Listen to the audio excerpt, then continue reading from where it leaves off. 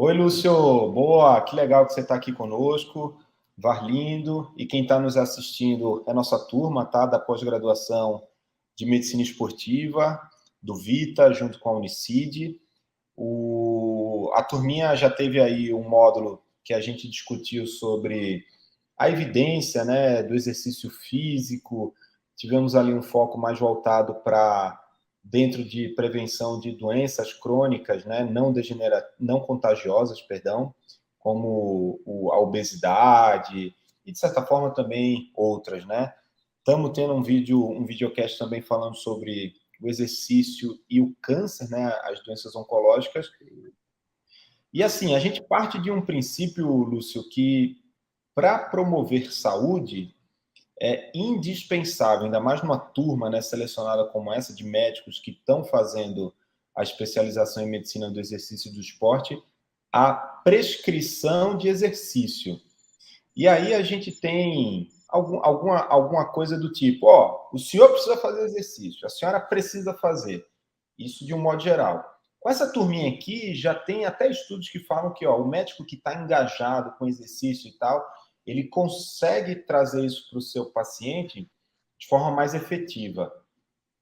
E aí, orientar a fazer exercício digamos assim, com algum esclarecimento adicional, como é que seria a dica para um cara com tanta expertise como você, inclusive com alto rendimento e atletas aí que fazem periodização, mas para aquele indivíduo que está ali sentado no sofá, mas que procurou algum dos nossos alunos para dizer, doutor, eu vou começar isso aí, eu acho que é importante para a minha vida e eu decidi que eu preciso e eu decidi que eu vou começar a fazer exercício.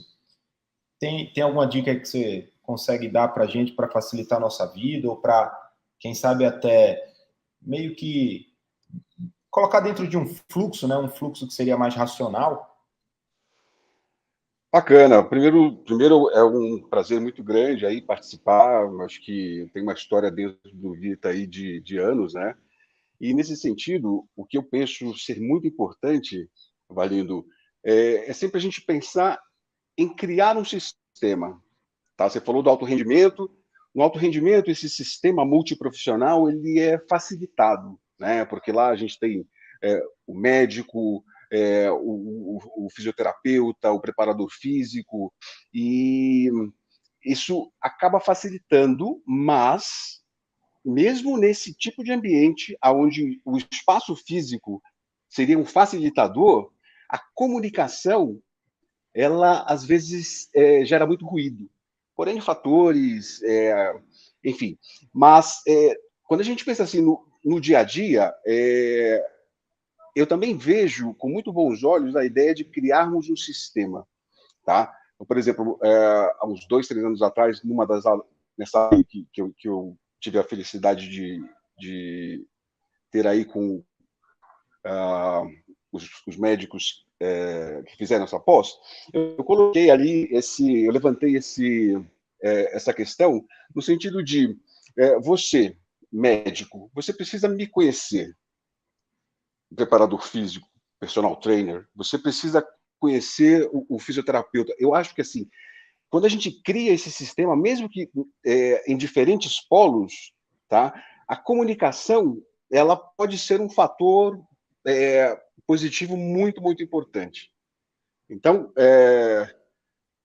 eu acredito que o que faz a diferença é a integração, suportada por esse processo de comunicação. Acho que uma das coisas que eu aprendi nesses quase 20 anos aí de Vita é que a mensagem que a gente passa para o paciente, ela é muito mais forte quando ela vem pautada nesse processo de trabalho coletivo. Poxa, o doutor fala para... Eu vou chamar aqui o Lúcio, vou te apresentar, enfim, coisas desse tipo, que, às vezes, pela questão do espaço, ela não é possível, mas ó, orientar, procurar essa pessoa, esse profissional, e no backstage, essa comunicação. Lúcio, eu estou te mandando aí o Eduardo gosta de jogar futebol, enfim, essas coisas aí que a gente precisa criar, né? Com relação à prescrição, né, eu acredito que às vezes existe um pouco de ego de todas as partes, quando a gente ouve, por exemplo, o médico disse que eu tenho que fazer isso aqui, entendeu? Não pode agachar, ou isso ou aquilo. Eu acho que essas questões, a comunicação, ela pode tirar esse ruído, né? Eu acho que a gente também precisa, no geral, um pouco de maturidade para sentir que o mais importante é a evolução do paciente e fazer parte desse sistema. Então, assim, eu sempre, quando coordenei a equipe de personagens, preparadores do Vita, eu sempre preguei por essa ideia, tá? Porque a expertise, ela como é que eu posso te falar? Ela é do profissional. Então, quando você fala assim, Lúcio, o Eduardo ele precisa de um trabalho específico para o futebol, porque ele já tem uma história de lesões discutíveis que, enfim, é um fator limitante para ele, tá? Então, assim, eu acho que essa comunicação, ela vai ser positiva, produtiva para todo mundo. Então, nesse sentido, eu acho que uma solução, uma proposta de criar essa integração, né?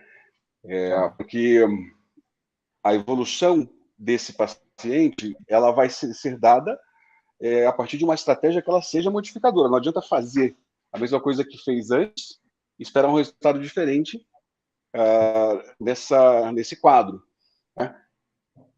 Então, acho que é mais ou menos por aí que eu pensaria nessa questão. Maravilha. Os alunos tiveram um pouco disso já, e aí tem uma sigla, né? De certa forma até mnemônica, mas são as iniciais, né? De frequência, intensidade, tempo e tipo de exercício, que é o FIT, né? FIT. E aí a gente acrescentaria essa sigla para evoluir o VP, que seria volume e progressão. Eu vou te confessar uma coisa que muitas vezes é de corredor, seja de academia, seja de hospital, de clínica, que eu aprendi que 10%. Então, doutor, posso aumentar o peso? Posso aumentar meu volume aqui de treino? 10% por semana. Isso é um número mágico, é fake news, isso funciona, tá certo, é seguro. Na verdade, quando a gente acaba generalizando os 10%, a gente perde o chão quando a gente pensa em individualidade, né? Então, se a gente pensar que com 10 pessoas aqui de mesma faixa etária, mais ou menos o mesmo IMC, eles vão evoluir de forma diferente. Então, acho que um grande desafio para a gente pensar em orientar, o que eu gosto muito de fazer. Por exemplo, Valindo, a semana 1, ela será uma semana de um volume de um trote de mais ou menos 30 minutos, 2, 3 vezes por semana. O que eu preciso que você faça? Sempre que você começar e terminar o exercício, pensa num número que possa me dar uma referência de qual foi a tua percepção de esforço durante e ao final do exercício. Entendeu? Eu faço muito isso tanto com os meus atletas, que hoje uma das coisas que eu faço é a orientação, mesmo à distância de atletas profissionais, olímpicos e também o futebol, quanto para as pessoas normais. Por quê? Quando você faz eu já sei que eu tenho um volume, 30 minutos de um trote leve. Quando você me dá uma referência, número de 0 a 10, sendo 10 extremamente extenuante, entendeu? Eu sei qual foi a repercussão daquilo dentro do teu sistema, dentro da tua máquina. E daí eu posso decidir se se existe uma possibilidade de progressão, que aí eu posso escolher ou o volume ou a frequência, porque quando a gente fala de pessoas normais, a intensidade, na minha opinião, ela deve ser a última peça do quebra-cabeça que a gente vai utilizar, né? Então, nesse sentido, eu acho que você dar um pouco de autonomia e de entendimento para o paciente, eu acho que isso é muito importante, porque aí você pode, de repente, entender que aquele indivíduo, a regrinha dos 10% não vai funcionar, entendeu? Só que isso, claro, é necessário um follow-up constante. Então, nesse sentido, se a gente pensar no que eu falei no início, se eu tenho, por exemplo, uma rede, se eu crio uma rede de conexões com profissionais de outras áreas, fica muito mais fácil a gente criar esse sistema, entendeu?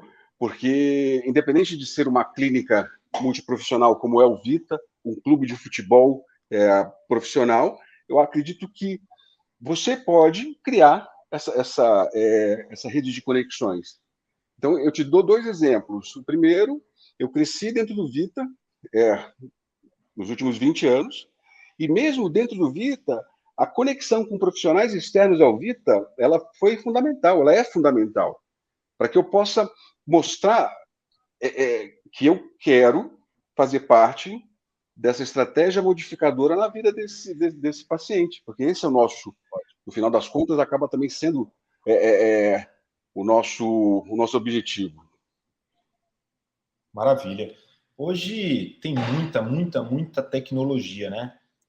Então, não só a gente vê na televisão, como a gente, se for dar uma volta no parque, ou até mesmo numa academia, a gente vai ver o pessoal usando de bastante tecnologia.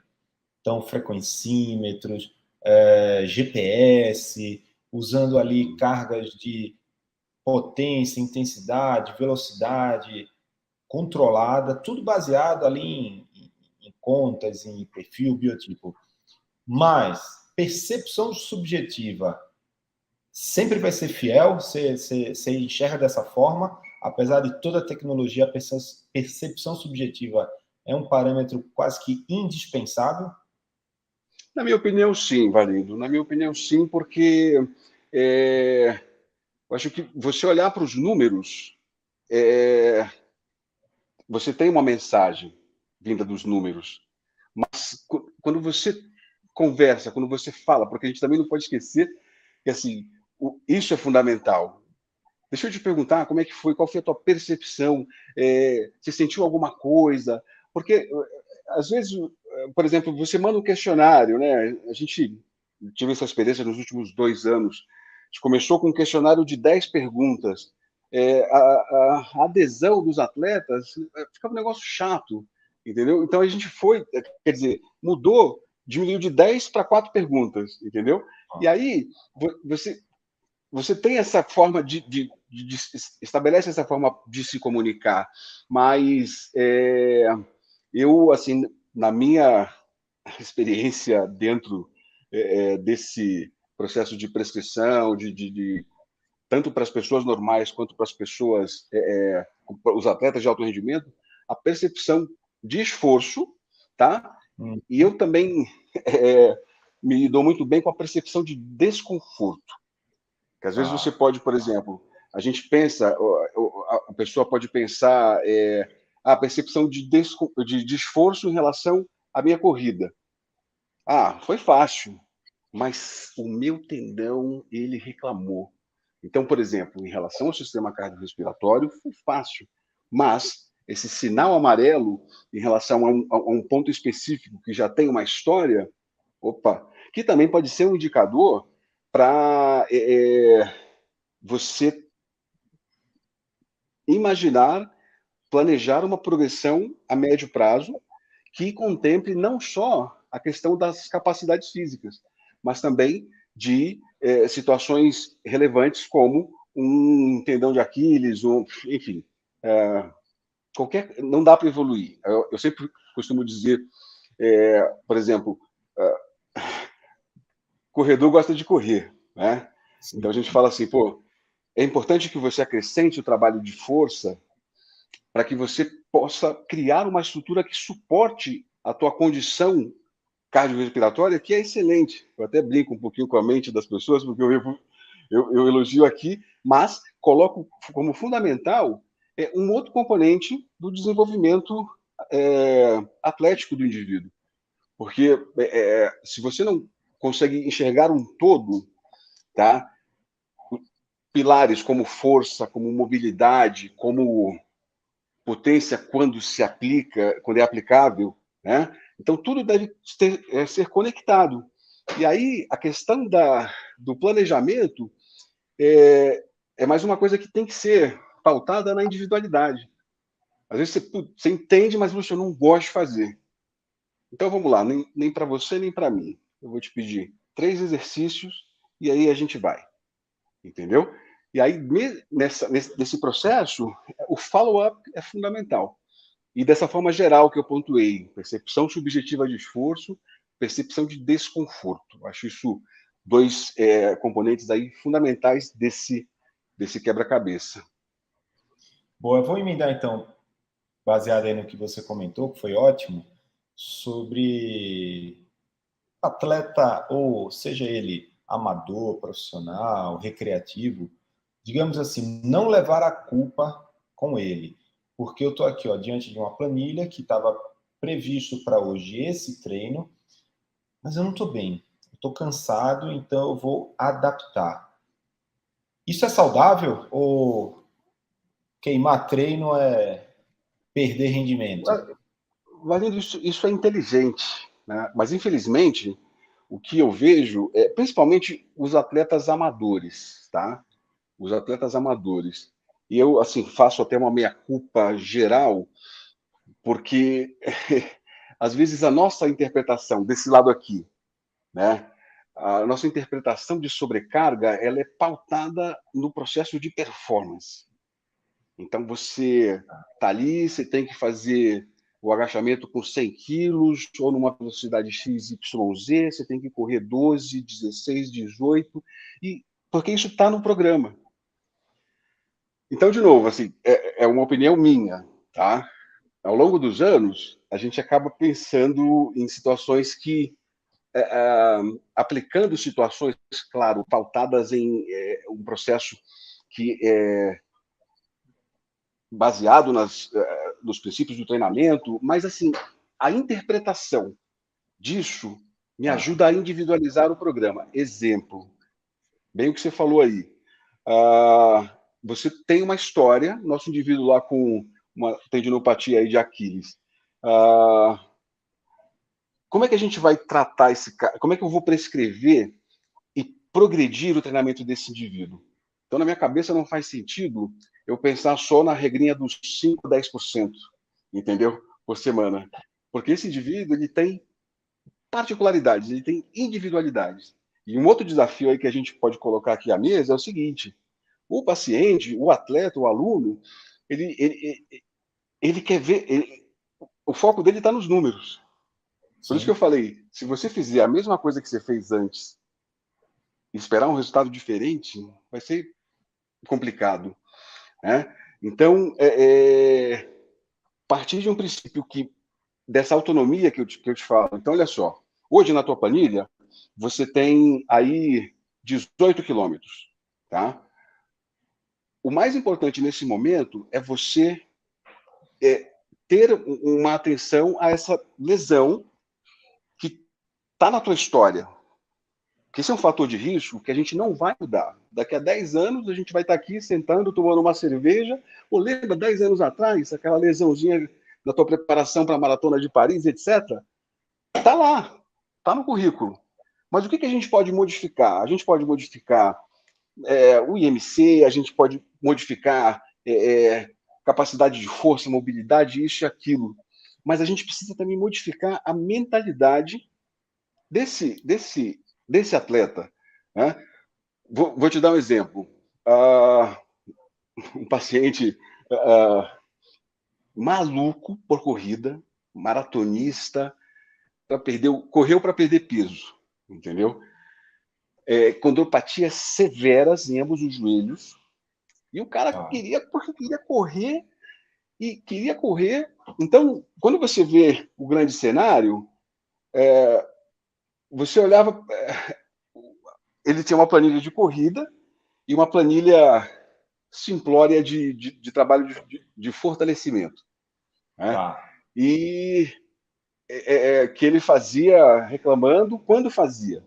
Porque o negócio dele era correr, porque se eu parar de correr, se não tivesse volume, eu não vou performar, eu não vou, vou ganhar peso, etc. Enfim, não interessa. E aí eu falei para ele, um cara muito inteligente, né, muito inteligente profissionalmente, e eu falei para ele, olha, se você continuar fazendo a mesma coisa e esperar um resultado diferente, não é inteligente. Porque uma das coisas que eu usei com ele bastante, me fala a tua percepção de esforço após cada treino e a tua percepção de desconforto. E era interessante porque a percepção de esforço, 6, 7. E o É. desconforto, 9, 10. Então, faz sentido isso? Então, vamos mudar esse processo? Falei com o médico dele e tal, e que me suportou, nessa empreitada, e nós fizemos um processo que até é interessante. A comunicação foi ruim com a assessoria. Esse é um caso emblemático para mim, que eu Tá. sempre que tenho oportunidade gosto de. Por quê? Porque o meu colega, não, ele tem isso aqui, o objetivo dele é fazer 3:30 e tal, ele tem que correr. Mas ele não aguenta correr, amigo. Enfim. E aí, quando eu consegui dominar a situação, o que eu trouxe para ele? Eu trouxe para ele essas variáveis, o trabalho de fortalecimento específico, que ele só conseguia fazer, por exemplo, você ter ideia, nada dinâmico. Então, a gente fez um planejamento, um processo de trabalho pautado em treino isométrico para ele, para evitar esse mais movimento nas articulações, enfim.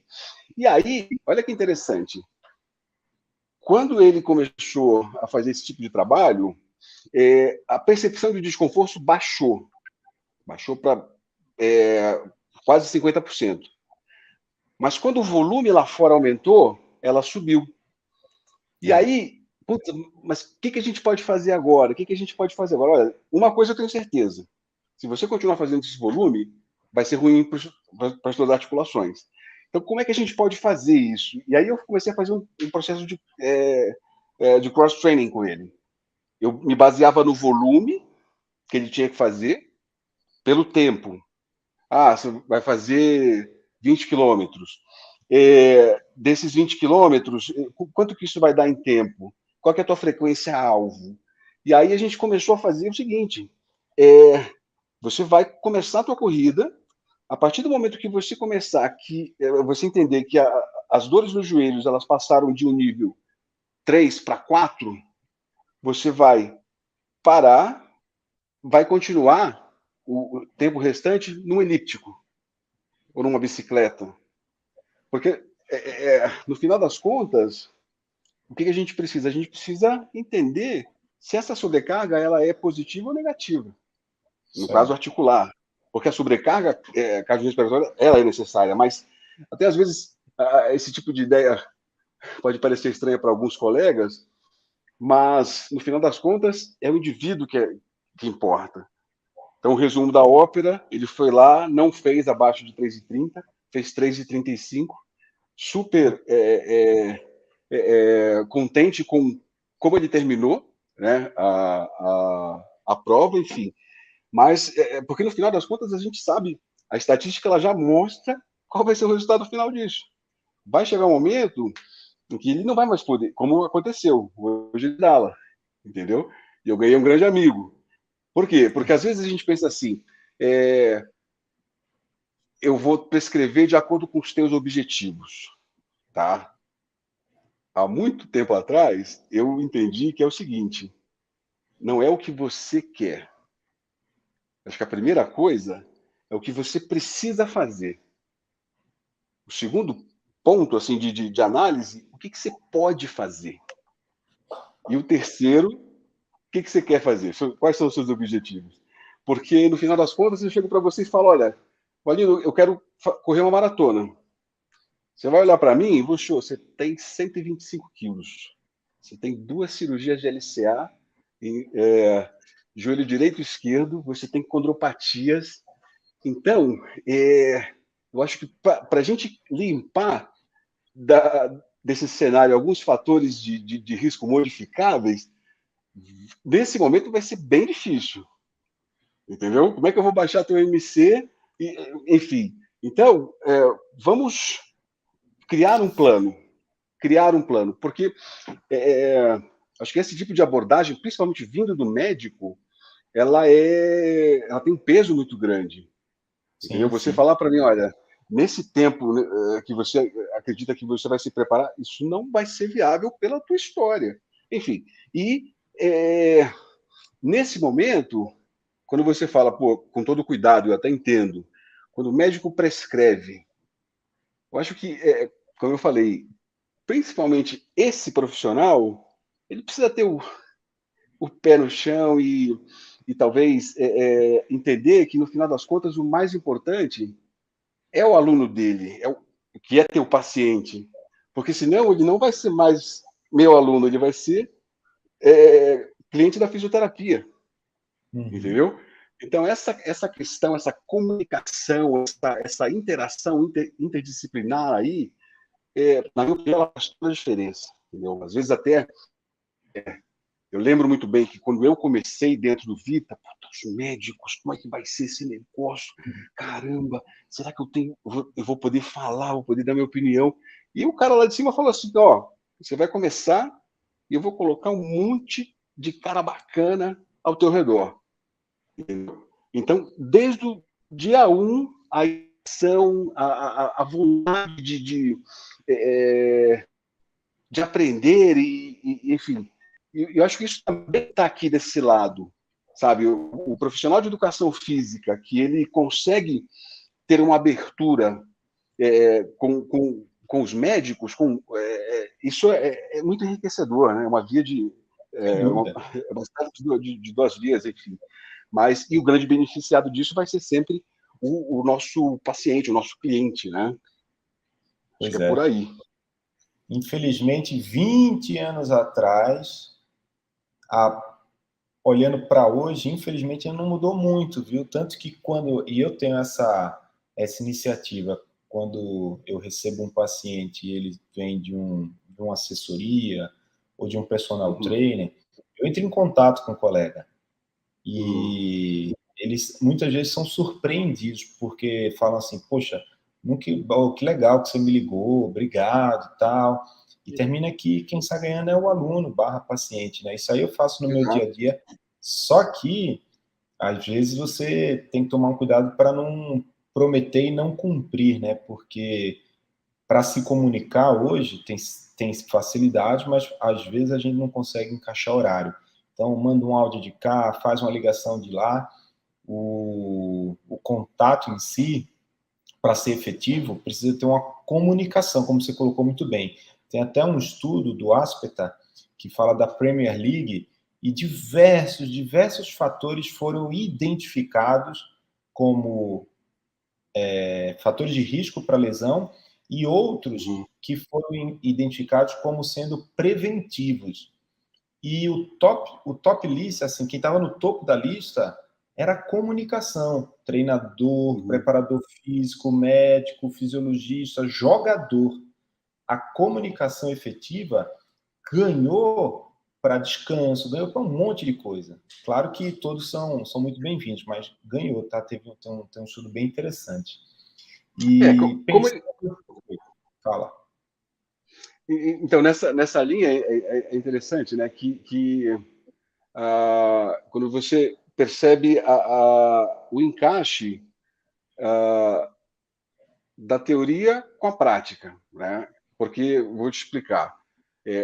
Também estava vindo para cá não é um artigo, é um comentário bem interessante de um dos caras que é uma sumidade hoje na preparação física dentro do futebol, né? E ele fala, ele fez um artigo, escreveu um artigo onde ele coloca assim a necessidade de criar pontes e não muros dentro do futebol hoje.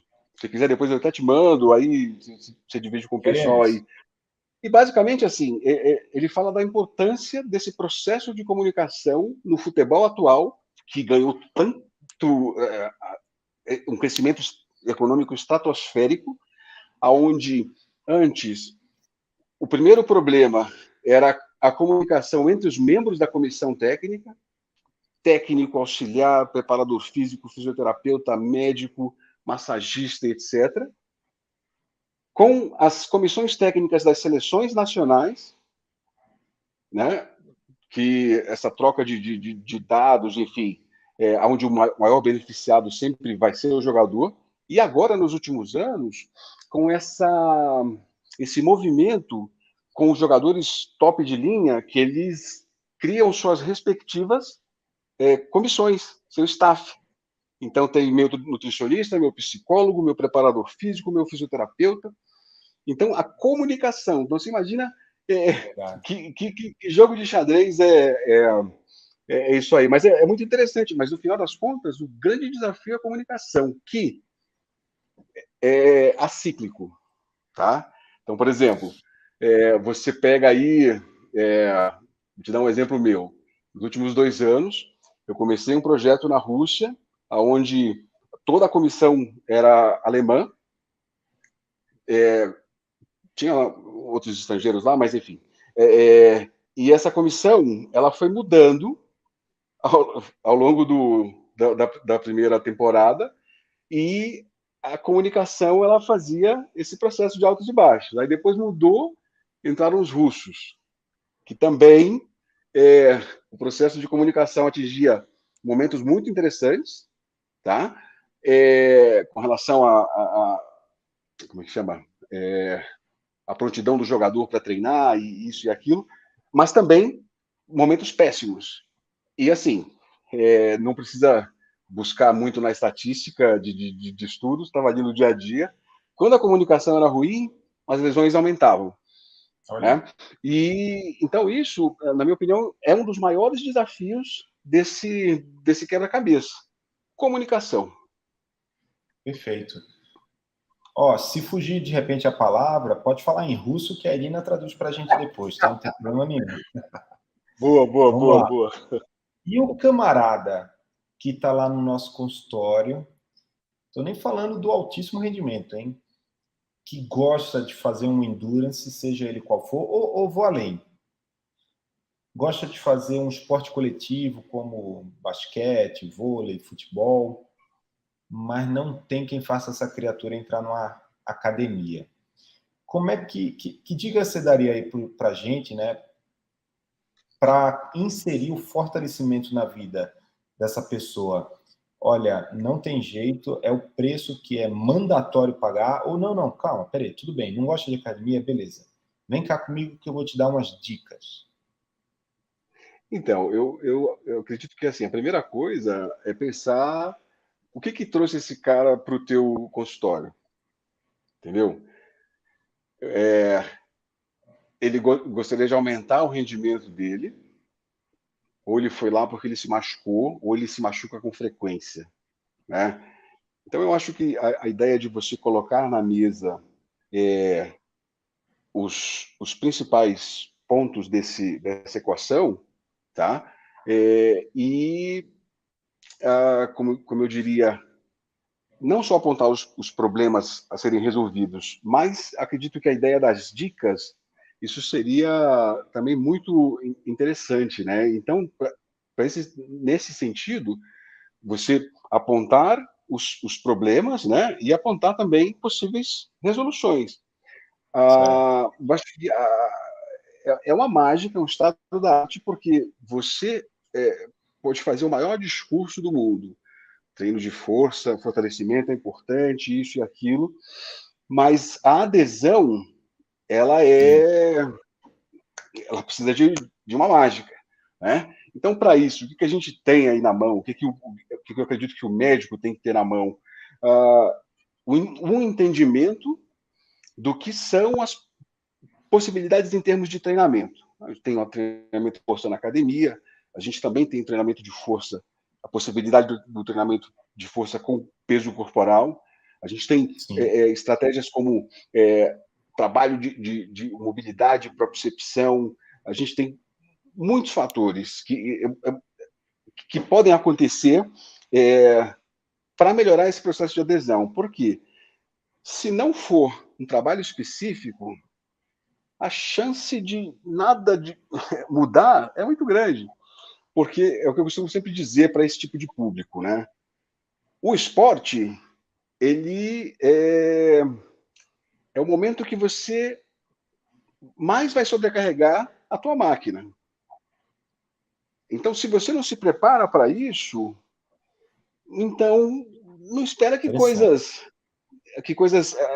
positivas vão acontecer. Então, assim, a gente sabe que a lesão prévia é um dos principais fatores de risco para novas lesões. Isso é um fator de risco não modificável. É a questão do currículo lá. O que a gente pode modificar? Dei o exemplo lá do moço da maratona. Você não faz um trabalho de fortalecimento efetivo, eficaz. Então a gente precisa entender isso aqui. Pô, melhorou. No segundo momento, quando o volume aumentou, os joelhos começaram a.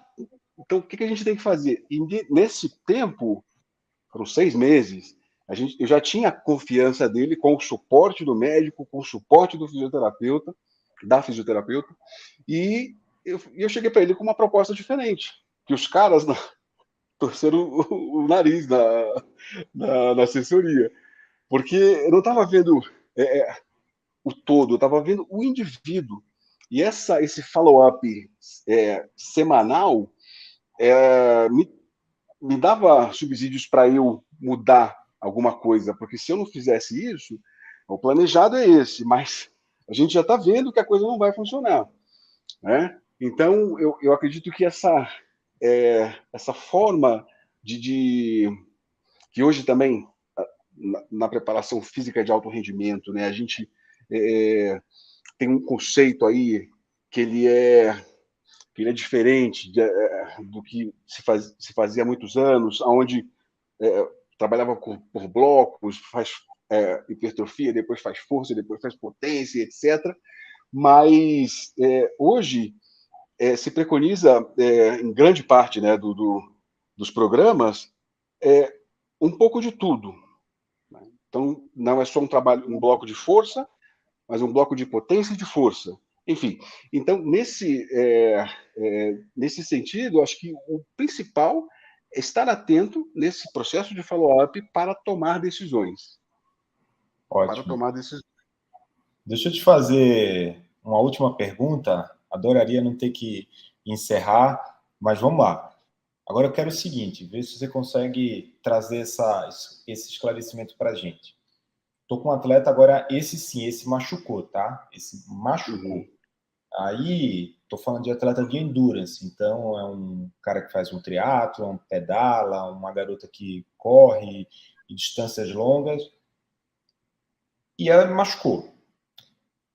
E diversos aspectos podem estar envolvidos com contribuíram, né, para essa lesão. Mas eu tenho acesso à planilha, né, a planilha desse indivíduo.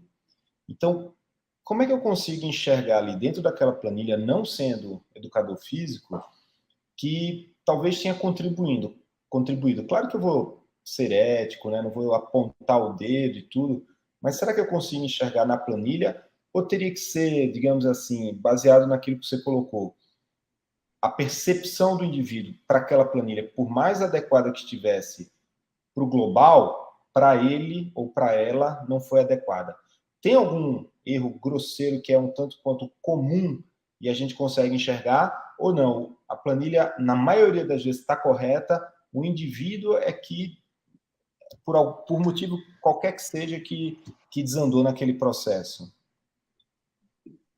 Beleza, vamos lá. Essa pergunta é do milhão, hein? Acho que primeiro a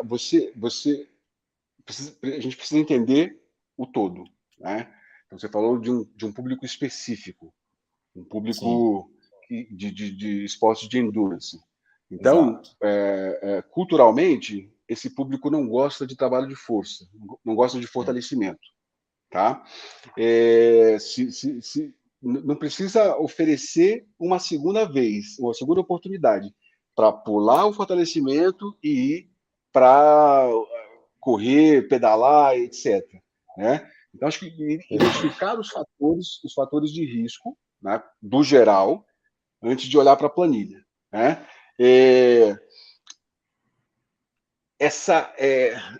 Ainda embaixo desse guarda-chuva aí, que é cultural, pô, eu fui dormir, puta, meu filho acordou a noite inteira, papo, não sei o quê, mas 6 horas eu preciso correr, eu preciso fazer 18.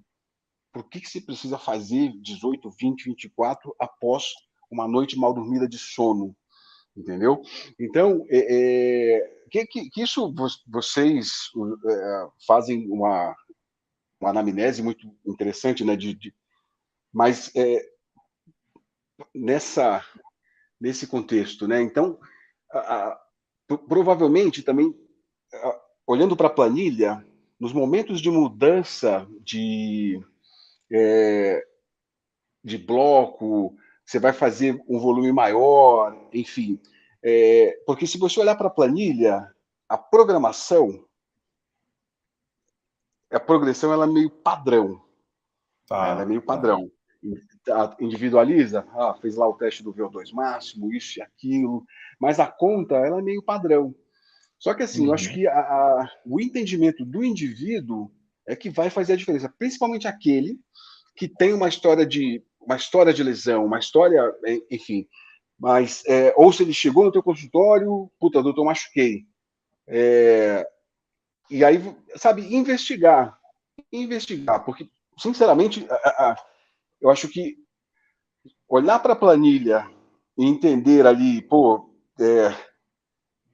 eu acho que hoje em dia ninguém vai fazer um aumento brusco de volume, porque isso é padrão. Eu acho que a questão, por exemplo, comprei um tênis novo, né? Então vou estrear ele no domingo que eu vou fazer o longão, entendeu?